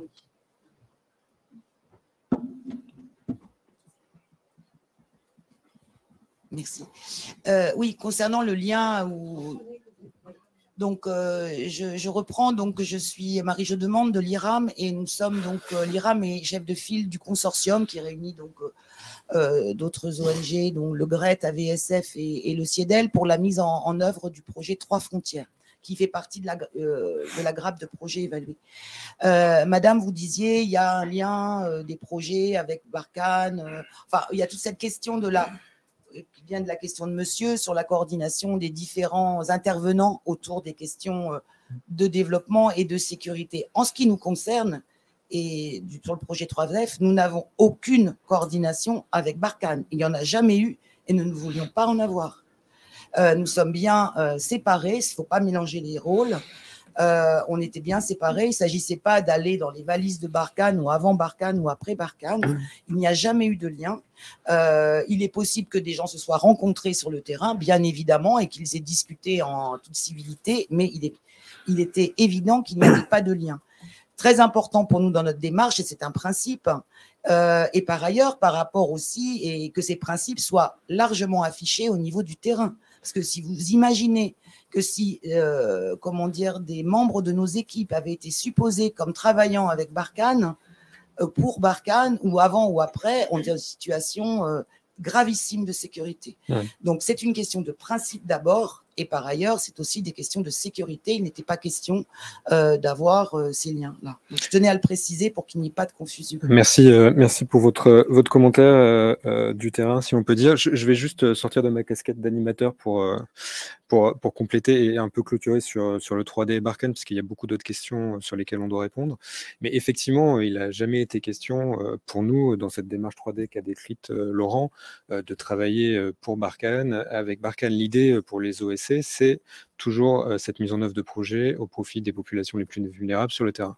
Par contre, ce qui a été nécessaire et ce qui est vraiment une évolution qu'on a mis en place à l'AFD, avec ces personnels d'échange entre Minarm, AFD et puis Opération Barkhane, d'ailleurs vous en avez les hauts représentants dans cette salle, c'est vraiment de travailler au niveau stratégique et au niveau de terrain ensemble dans un objectif de politique étrangère française, tout simplement, au service d'une plus grande cohérence et d'une plus grande efficacité. Mais effectivement, les OSC n'étaient absolument pas concernés par ce dialogue. Peut-être pour continuer sur les questions, je vais profiter d'avoir la parole pour répondre à la question de François. Minka, ça vient de l'arborigène, ça veut dire le phénix. Et c'est une excellente remarque qui, je pense, fera écho à une remarque que nous a déjà partagée Niagalé dans les groupes de référence. Évidemment, il a fallu qu'on trouve un terme qui soit transversal à toutes les géographies. On ne l'a pas trouvé. Et donc, cette importance des langues locales, c'est quelque chose qui nous a été apporté pendant le groupe de référence. Il faudra qu'on y fasse particulièrement attention, même si sur 4 bassins de crise, de toute façon, il y a une impossibilité de trouver un unificateur commun. On avait, au tout début de Minka, un nom par initiative géographique qui était en langue locale, mais qui complexifiait énormément toute la discussion autour de Minka, et donc on a lâché ces aspects-là géographiques. Peut-être un mot sur la prévention, ce que vous avez pu constater au niveau de l'évaluation sur ces aspects-là, comment travailler en prévention par rapport au temps d'action de Minka. Oui, c'est juste pour rappeler effectivement que la prévention est inclue dans les interventions. Quand on parle de consolidation de la paix, c'est l'intervention en amont, pendant et après les crises. Donc, effectivement, enfin, on n'a pas parlé de prévention en tant que telle, mais elle est inclue dans l'intervention de Minka et dans les projets. Merci. Et puis, la première question de monsieur, enfin la double question sur la RCA, donc la Centrafrique qui est bien couverte par l'initiative Minka à ce stade. J'ai plus en tête les montants depuis que l'initiative a été lancée, mais c'était plusieurs dizaines de millions depuis le lancement de l'initiative, avec effectivement une crise qui avait une particularité par rapport aux autres bassins de crise Minka, c'est qu'il y avait un risque de contagion régionale beaucoup moins fort, par exemple qu'au Moyen-Orient avec la crise syrienne ou qu'au Sahel, évidemment. Donc, on est toujours actif sur la zone. Il y a des difficultés que vous connaissez, évidemment, j'imagine, d'accès au terrain qui rendent notre action plus compliquée en RCA. Et puis, je vais prendre aussi la question du filtrage des bénéficiaires, puisqu'elle est revenue aussi plusieurs fois dans le fil. Je serai un tout petit peu en désaccord avec ce que Anne-Gaëlle a présenté au cours du rendu de cette évaluation. On a été bloqué, effectivement, sur le filtrage. C'est une question qui nous a empêché d'avancer pendant un peu plus d'1 an. Moi-même, j'y ai consacré pas mal de mon temps de travail avec nos collègues du Quai d'Orsay et du Trésor. Aujourd'hui, on a une doctrine de l'État français en matière de criblage qui nous permet d'avancer. On peut juger que la doctrine est compliquée, difficile à mettre en œuvre, la vérité, c'est qu'aujourd'hui, on a débloqué ces projets grâce à cette doctrine, qu'on peut avancer aussi imparfaite soit la doctrine. Maintenant, comme vous le savez, il y a un contentieux devant le Conseil d'État. On attend évidemment le résultat de ce contentieux pour voir comment on va avancer par la suite. Mais à l'heure actuelle, on est capable d'avancer puisqu'on a la possibilité d'avoir des exemptions sur les zones, pour faire très très court, les principales zones de crise. Sur Minka, il n'y a qu'un seul pays qui n'est pas couvert par la solution qu'on a trouvée. Donc, très honnêtement, on est capable d'avancer à ce stade. Voilà, j'ai d'autres questions dans le fil, et c'est quand même important de les prendre. Il y en a beaucoup, donc je ne vais pas pouvoir toutes les prendre. Je m'excuse auprès de ceux qui nous regardent, qui sont d'ailleurs de géographies très différentes, hein, Côte d'Ivoire, RDC, Guinée, Mali. Donc, merci à vous de vous être connectés. Il y avait des questions sur le criblage, je viens d'y répondre. Une question sur le Nexus qui est assez intéressante, peut-être sur est-ce que cette vision du Nexus humanitaire développement est partagée par l'ensemble des acteurs interrogés lors de l'évaluation, notamment au niveau partenarial et local. Ça peut être intéressant de vous entendre là-dessus. Et puis des questions sur l'élargissement des zones Minka en termes de géographie. J'en reprendrai peut-être d'autres, mais pour vous laisser la parole directement.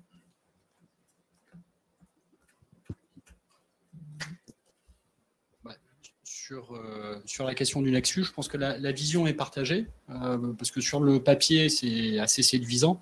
Par contre, la mise en œuvre, on sait que c'est compliqué de construire le continuum d'intervention humanitaire, stabilisation, développement.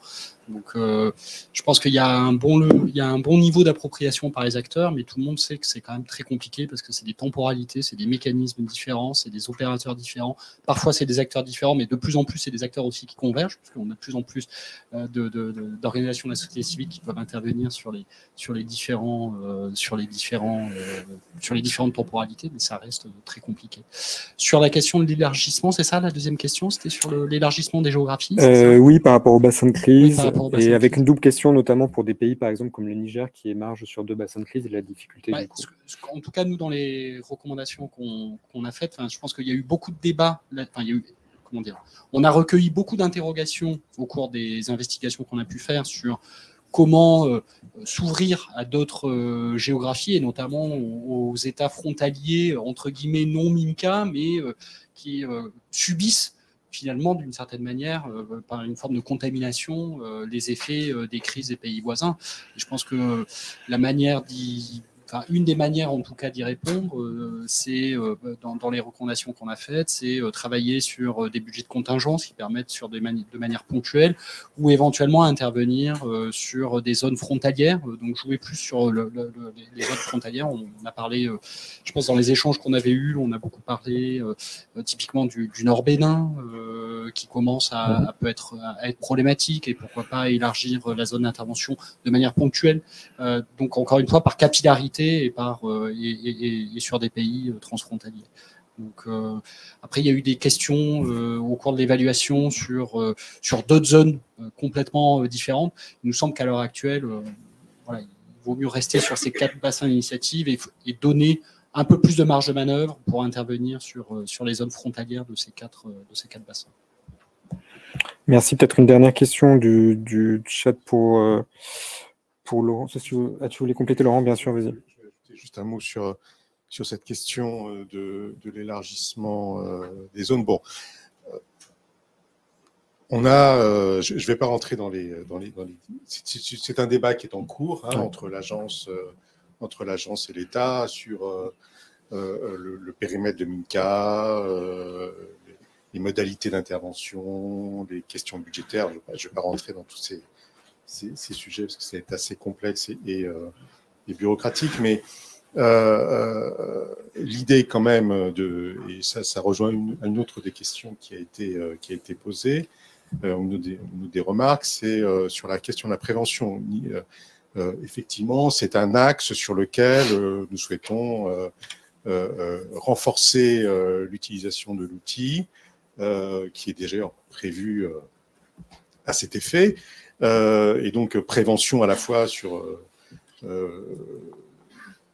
en termes géographiques, d'extension des crises, puisque c'est quand même l'un des des objectifs de l'outil. Donc ça, c'est quelque chose que l'on va prendre en compte. Il faut encore que l'on détermine jusqu'à les modalités précises. Mais en même temps, on doit quand même conserver, et c'est la contrainte un peu contradictoire, mais conserver quand même l'objectif de concentration de l'intervention. Donc, il faut trouver l'équilibre entre l'extension et donc la prévention de l'extension de la zone de crise et en même temps la concentration de l'action qui permet de mobiliser des moyens au profit des populations les plus vulnérables. Et la prévention, elle ne s'entend à tous les stades en fait des crises. La prévention, c'est pas juste de prévenir qu'une crise va se déclencher, c'est aussi de prévenir quand elle doit s'appliquer à tous les stades de la crise, y compris lorsque les choses s'améliorent, de prévenir qu'elles se redégradent à nouveau. Donc voilà, donc cet outil de la prévention, il doit être utilisé à tous les stades de la crise et ça fait partie aussi des réflexions pour poursuivre l'une des autres remarques, ça fait partie des réflexions en cours sur l'actualisation de la stratégie sur les zones fragiles que nous sommes en train de mener en lien avec l'agence et avec l'ensemble des acteurs qui sont concernés et qui aura cours dans les mois à venir.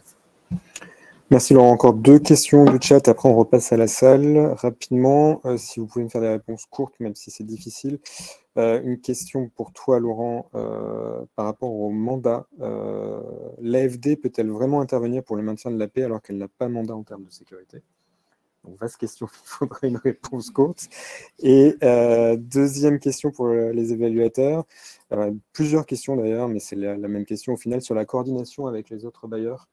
Comment l'AFD coordonne Minca avec d'autres bailleurs de fonds comme FCDO, l'Union européenne, le Trust Fund, Madad, pour optimiser les efforts d'impact sur les crises. Même question sur UE, Fonds Bekou, Madad, Trust Fund, pour optimiser nos efforts.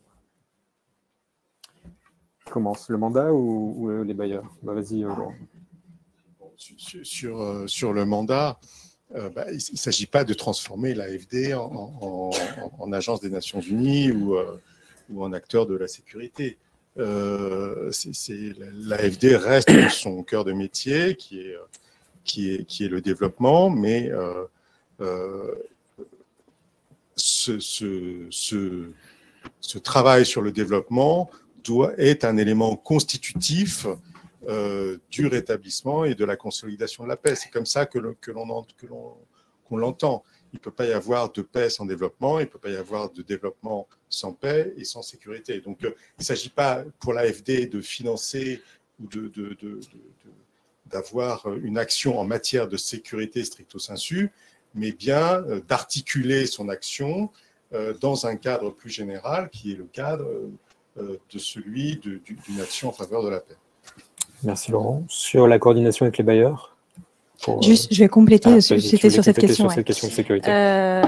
Les OSC, les organisations de la société civile, aussi, c'est ce qui a été fait, doivent réaffirmer aussi leurs principes humanitaires, impartialité, neutralité.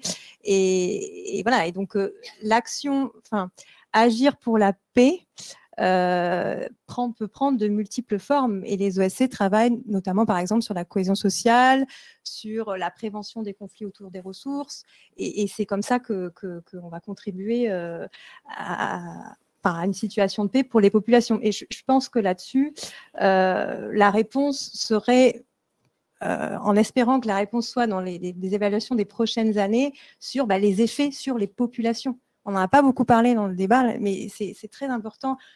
Comment les populations, quels sont les effets sur les populations, comment elles reçoivent les interventions, les projets qui sont faits, comment elles y participent, comment elles y prennent leur part, et est-ce que ça a un effet de paix sur elles-mêmes, dans leur vie quotidienne. Et ça, c'est peut-être quelque chose sur lequel il faudra mettre l'action, mais collectivement, dans les années à venir, pour voir l'effet de paix positive que peut avoir. Ce que peut avoir le fonds Minca, en fait. Oui, je ne doute pas que Niagalé soit. J'aurais une remarque très brève là-dessus aussi. La question qui se pose quand même pour quand même l'ensemble des 4 bassins, est-on vraiment dans un contexte de consolidation de la paix? Tout démontre que ce n'est pas le cas. On est dans des contextes de crimes graves et qui se détériorent. Est-ce que l'hypothèse de départ selon laquelle l'objectif de Minka est de consolider la paix n'est pas biaisé aujourd'hui, après 5 ans? Ça aussi, je pense que c'est quand même une question qui mérite attention. Et je rebondirai dans ma conclusion sur ce que vous dites, évidemment, sur les populations. Peut-être sur la coordination, avant que notre directeur général n'arrive. D'accord. Donc, juste un mot en vitesse sur la coordination. Ce qu'on a pu constater, c'est que entre sièges, donc entre CCC qui gère Minka, enfin qui pilote Minka depuis l'AFD, et d'autres sièges, notamment la Banque mondiale, l'Union européenne, il y a un dialogue qui se crée pour vraiment échanger sur les stratégies, les modes d'intervention. Il y a un dialogue aussi un peu partenarial avec des structures comme l'UNICEF, le CICR, pour être vraiment dans un dialogue stratégique. Sur le terrain, ce qu'on a vu, c'est que ça varie vraiment d'une agence à une autre, de la façon dont les agences s'approprient ce mandat Minka, et dans la mesure dont la façon dont elle communique avec les partenaires techniques et financiers. Sur Minka Moyen-Orient, il y a une grosse articulation avec l'Union européenne, il y a des cofinancements avec Madad. Sur la RCA, je crois que ça fonctionne moins bien avec le fonds Bécou. Et vraiment, c'est vraiment comment les acteurs de l'AFD s'emparent de cette question de Minka et la traduisent, l'inscrivent dans leur portefeuille pour, dans les coordinations des bailleurs dans les pays, aller avec les autres partenaires techniques et financiers et investir ce mandat de consolidation de la paix. Merci Ngaël. On a encore un peu de temps, mais vraiment très très rapidement, je prends les questions et ça sera des réponses très très courtes. Je suis vraiment désolé parce que notre directeur général arrive. Donc 2 questions. Et je suis désolé, je privilégie ceux qui n'ont pas eu la parole. Vraiment. Allez-y monsieur, très rapidement. Merci, bonjour, très rapidement. Je m'appelle Édouard Rodier, je dirige le bureau Europe du Conseil norvégien pour les réfugiés. Et je voulais juste apporter le témoignage d'une agence opérationnelle, une autre. Alors, de notre point de vue, il y a une très grande pertinence de l'instrument que vous avez. Et véritablement, pour nous, qui travaillons dans les situations de déplacement, donc on a absolument besoin d'une approche régionale. C'est capital. Et ça va être de plus en plus renforcé par le changement climatique. On a vraiment le sentiment que ce type d'outils et d'instruments est absolument utile. La question que je voulais vous poser, d'une part, peut-être exprimer un regret par rapport au fait que, par exemple, sur le Nigeria, il n'y a plus de volonté de poursuivre les efforts de cet instrument dans cette zone-là, qui a véritablement besoin de soutien sur l'ensemble des aspects de la crise. Et peut-être une question aussi qui traite du dernier aspect. Je ne sais pas s'il y a des représentants des institutions européennes ici, mais la fin des fonds fiduciaires européens qui permettaient justement d'être un peu sur le même créneau, vraiment est préoccupante. Et moi, j'aimerais savoir s'il y a un dialogue et la possibilité pour la France de véritablement porter à l'attention des institutions ce dont on parle aujourd'hui, la restitution sur cet instrument après 5 ans. Je pense que ça pourrait être très utile pour essayer d'avoir plus d'instruments de financement de ce type. Merci. Merci pour votre question. Une toute dernière très courte. J'ai une main qui se levait derrière. Voilà. Très très rapidement, 30 secondes, s'il vous plaît. Bonjour, Lucas Giboin, je travaille pour Cités Unies France, la tête de réseau des collectivités territoriales françaises engagées à l'étranger. Sur la question de l'élargissement et de ce que disait tout à l'heure monsieur le représentant du ministère, est-ce que du coup il va y avoir un désengagement, une baisse des flux ou des fonds sur la zone sahélienne notamment, au regard voilà, de l'élargissement sur les pays côtiers ou plus largement de l'Ukraine qui prend de l'ampleur ou du désengagement de Barkhane et du désintérêt relatif que l'on peut observer sur cette zone. Laurent, je te passe peut-être, merci pour votre question, je te passe peut-être la parole et en 1 minute si tu arrives, un effort de concision très très fort à la fois sur les trust fonds européens et sur le désengagement français au Sahel et les priorités géopolitiques. Et après on passe la parole à Niagalé. Sur les priorités géopolitiques, pour l'instant Minka reste sur ses sur ses priorités. Encore une fois, c'est aussi un effort de concentration de l'aide, donc on ne peut pas multiplier les bassins d'intervention parce qu'on va créer des effets d'éviction. Il y a des tas de problèmes en cascade qui peuvent survenir. Donc, pour l'instant, on reste. L'élargissement, il concerne l'élargissement à l'intérieur des bassins de crise identifiés pour l'instant, sous réserve d'évolution politique et de décision. Sur la question de la fin des trust funds, je ne saurais pas vous répondre, mais enfin, en tout cas, on a un nouvel instrument, hein, le NDICI, qui remplace tout ça. Il y a beaucoup de discussions au sein de la Commission européenne sur l'utilisation de l'instrument, et on verra à l'avenir comment effectivement on va régler ce problème. Merci beaucoup Laurent, et je compléterai juste sur la question de monsieur par rapport au Sahel. Hein. Vous avez parlé du retrait de Barkhane, mais le président de la République était très clair à plusieurs reprises, c'est pas le retrait du Sahel, de la politique. On a parlé tout à l'heure du 3D, le D de développement va rester au Sahel, et ça je peux vous le garantir encore pour de nombreuses années. Nia Gallet, je t'en prie, après notre directeur général qui nous a rejoint. Bonjour Rémi. Pour conclure rapidement, donc merci encore une fois pour le travail d'évaluation qui a été effectué. On ne peut que saluer le sérieux, le professionnalisme et la façon dont de nombreux aspects ont été approfondis. Je pense cependant qu'il y a pour l'avenir une question qui est absolument fondamentale, au-delà de celle du contexte que j'ai souligné, ressouligné, comme Rémi n'était pas là. Je leur dis qu'à mon avis, ce qui manque dans ce rapport, c'est vraiment une recommandation très forte sur la nécessité de placer les contextes au cœur de toute approche, particulièrement bien sûr dans le cadre de Minca, mais je pense que la prochaine étape sera véritablement, et votre intervention le souligne, de travailler sur les articulations avec les bénéficiaires, avec les partenaires. C'est-à-dire que cet exercice pour moi est très réussi en ce qui concerne l'articulation interne à l'AFD, l'articulation interministérielle, mais ce qu'il va falloir pouvoir construire et assez rapidement, c'est vraiment à cette co-construction à laquelle je sais que le directeur général est très attaché, et à tous les niveaux, comme vous l'avez souligné, au niveau de la définition des projets, ça me paraît absolument essentiel, au niveau de la mise en œuvre également, et au niveau de l'évaluation, bien sûr, et cela suppose d'impliquer des acteurs locaux, de savoir travailler, François Gaume l'a souligné, davantage en langue locale, etc. Et pourquoi est-ce qu'on dit ça? Ce n'est pas simplement une vue de l'esprit pour dire nous devons aujourd'hui être attentifs aux besoins des populations, c'est ma conviction. Mais au-delà de ça, l'objectif d'un instrument comme Minca est de participer au rayonnement de la France. C'est sa vocation.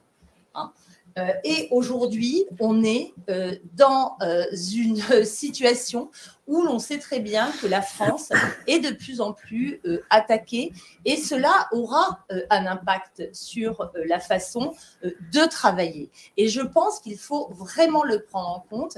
Et un dernier aspect sur lequel, à mon avis, il va falloir se mobiliser, c'est celui de la communication autour d'un instrument tel que Minca.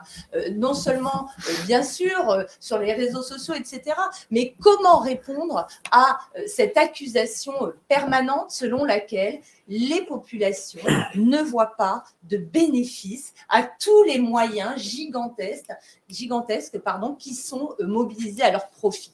C'est le reproche qui a été fait aux militaires, les acteurs civils de développement n'en sont pas exempts, et pour moi, c'est vraiment le défi que devra relever cet instrument qui est extrêmement pertinent par ailleurs. Voilà, merci beaucoup. Merci beaucoup Nia Gallet pour cette clôture enthousiaste. Et merci surtout d'avoir participé tout au long de cette évaluation. Je sais que ton temps était précieux. Je passe la parole à notre directeur général qui nous fait le plaisir et l'honneur d'être là dans une matinée très chargée. Rémi. Non, bonjour à toutes et à tous. Désolé d'arriver comme ça un petit peu à l'improviste et sans avoir évidemment entendu les panélistes que je remercie, et puis vous toutes et tous dans votre diversité. On est extrêmement fiers et heureux de vous accueillir ici pour cette discussion importante. Oui, j'ai une semaine, c'est une semaine enfin, un peu compliquée. J'étais à l'Assemblée nationale, puis au Sénat. On a beaucoup parlé, évidemment. J'ai dû répondre des sujets dont vous avez débattu. Je viens de parler avec l'ensemble du personnel de l'agence à l'orée de ce nouveau mandat pour moi qui s'annonce de 3 ans. On a eu un échange très direct aussi sur la façon de faire les projets et la difficulté évidemment croissante à la fois qui est liée à l'ambition de la France et de sa politique de développement, beaucoup plus d'action que évidemment qu'il y a 6 ans, qui est liée aussi à la nécessité peut-être de faire les projets différemment aussi et d'aller sur des sujets, dans des territoires qui sont évidemment, enfin ils le sont tous, mais dont la complexité est encore accrue par les fragilités qui s'y expriment.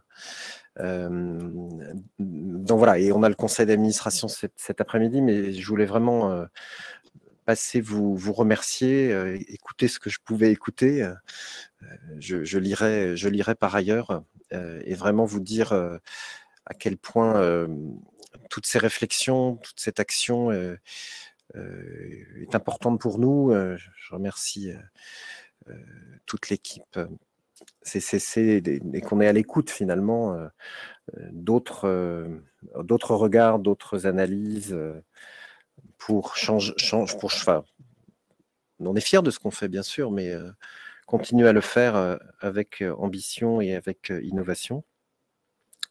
Je suis très heureux de ce que tu as dit, Niagalé. Moi, je suis allé à l'Assemblée et au Sénat en disant qu'un des axes d'effort pour cette agence, c'est de se placer, j'ai dit, du côté des autres. Bon, au-delà de la formule ou des mots, c'est exactement ce que tu as dit. C'est-à-dire, il me semble que dans les différents visages, les différentes capacités qu'a la France en dehors de ses frontières, encore que nous travaillons aussi outre-mer, donc pourquoi pas aussi à l'intérieur de ses frontières, il est essentiel d'avoir, sans hiérarchie bien sûr, les 3D doivent fonctionner ensemble, être pensés ensemble, mais il faut bien isoler, identifier, travailler une capacité oui, d'amitié, d'empathie,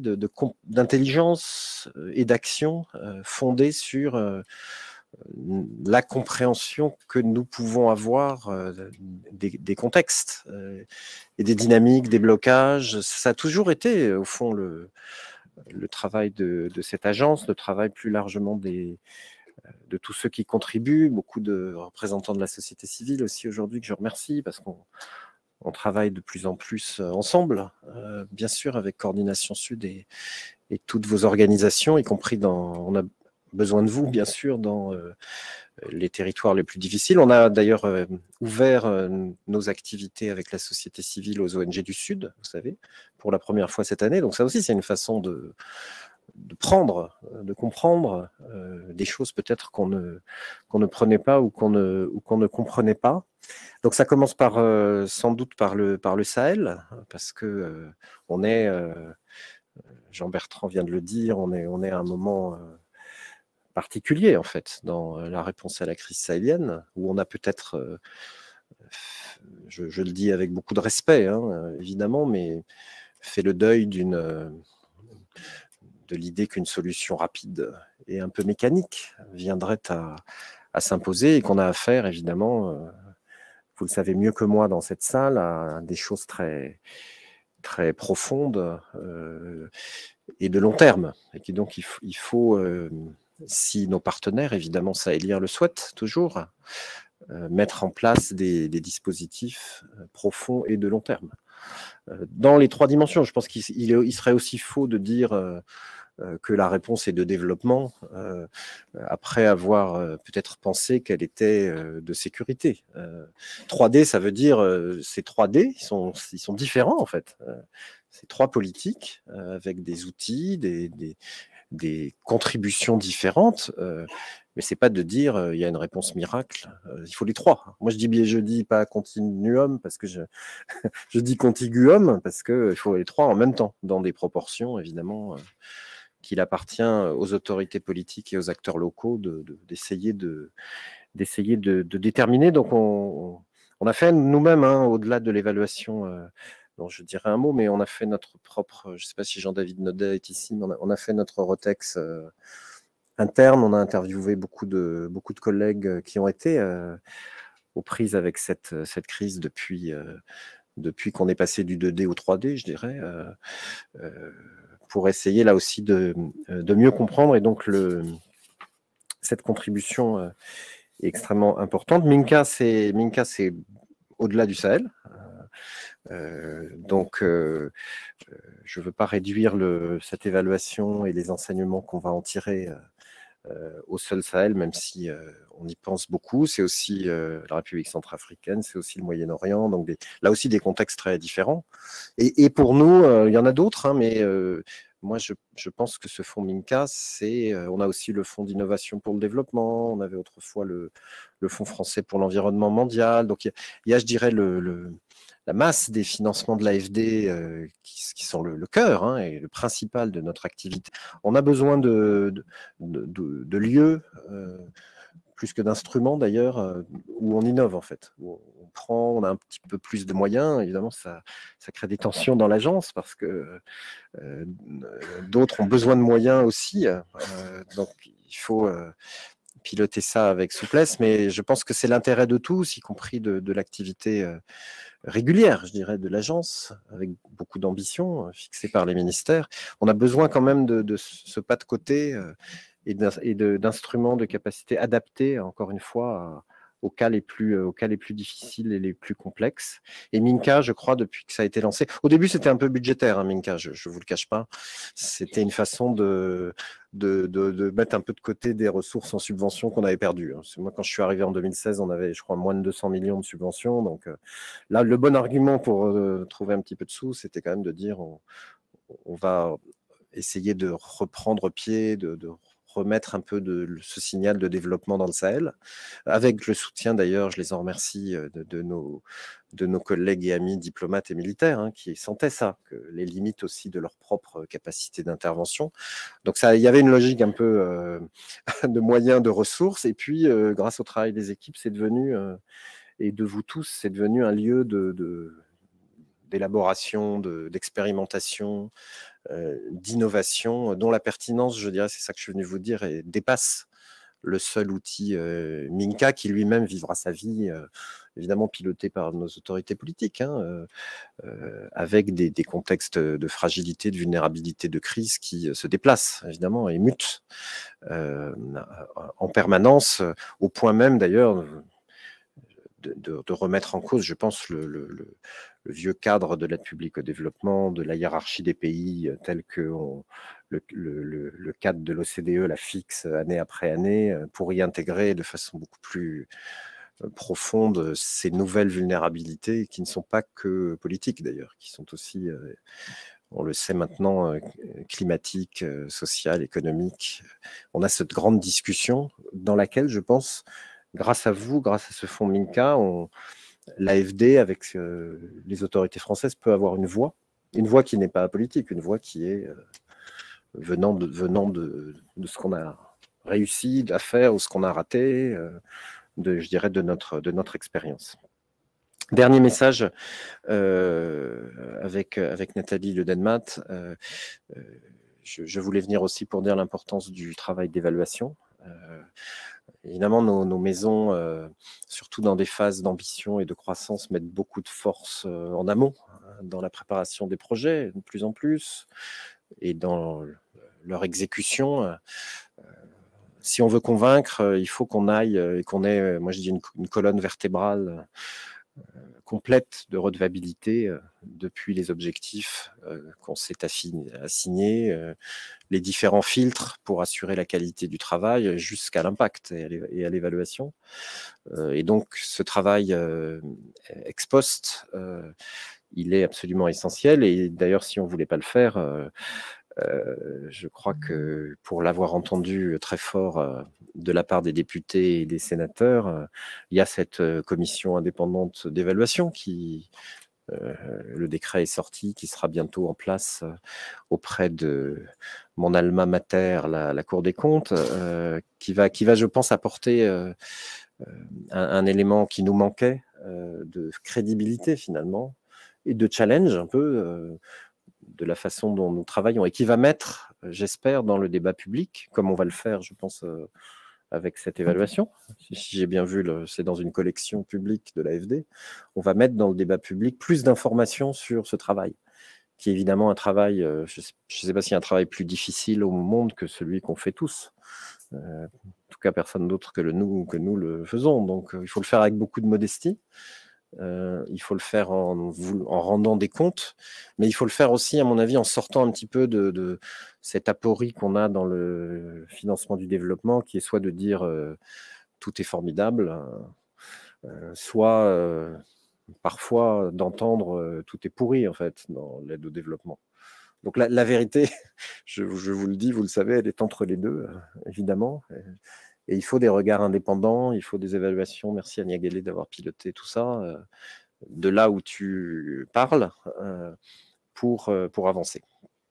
Donc voilà, Sahel, territoire, nouvelle vulnérabilité, évaluation, c'est tout ça que vous nous apportez par ce travail et ce débat, et je voulais vous en remercier.